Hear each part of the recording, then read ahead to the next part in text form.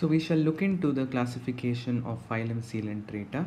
So you all are aware that phylum Coelenterata is the first animal phylum in the animal kingdom to exhibit a higher level of organization, that is tissue level of organization.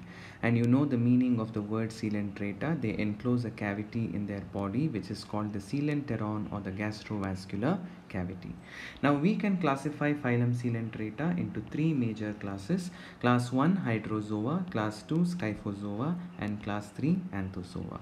Now class 1 hydrozoans, they exhibit a very prominent metagenesis or alternation of generation because they can exhibit two different body forms in their life cycle. One is a cylindrical and sedentary form which is called the polyp, and the other one is a cup shaped or an umbrella shaped freely swimming form which is referred to as the medusa. So remember, hydrozoans exhibit a very sharp polymorphic forms, and they also exhibit a clear-cut alternation of generation. Like for example, if you see obelia, in obelia you can see a clear-cut alternation of generation between the polyps, which are the asexual stages, and the polyps are the asexual stages and the medusa are the sexual stages. Okay.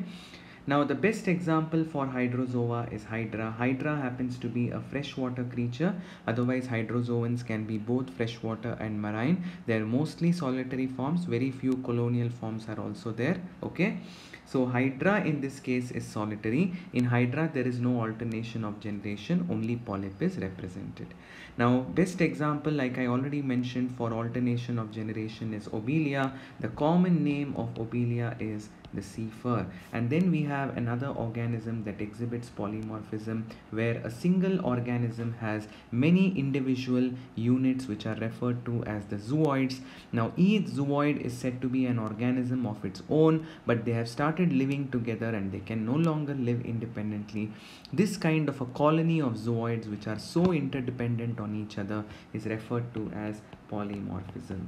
So you see this polymorphism reaching great heights in the case of this organism, that is Portuguese man of war. It is called Portuguese man of war because, like a battleship, it is loaded with stinging cells. You know that one of the most important features of phylum Coelenterata is that they possess batteries of stinging cells which are referred to as the nidoblasts or the nematoblasts, isn't it? So because they have batteries of these stinging cells, it's like a warship going out to the war. That's why it is referred to as the Portuguese man of war.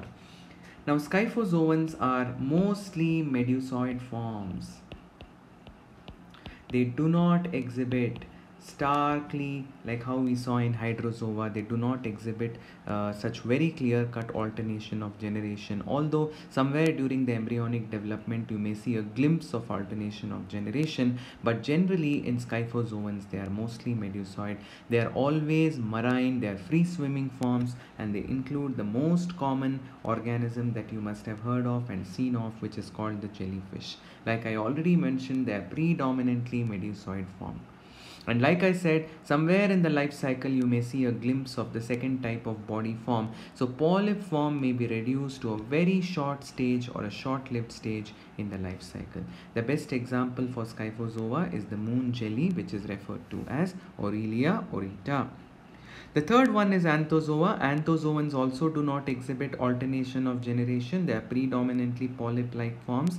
They are mostly marine forms and they exhibit colonial nature, and most of them are corals. So all the corals which are colonial polyps which come together, which secrete a calcium carbonate exoskeleton, and once the animal dies, what is left behind is the calcium carbonate shell, which itself is referred to as the coral. Such polyps are seen under Anthozoa. Of course, there may be solitary polyps also, like for example the sea anemone.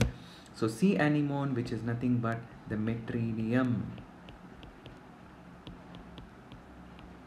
is the scientific name of sea anemone. And then they have given another example, that is red coral.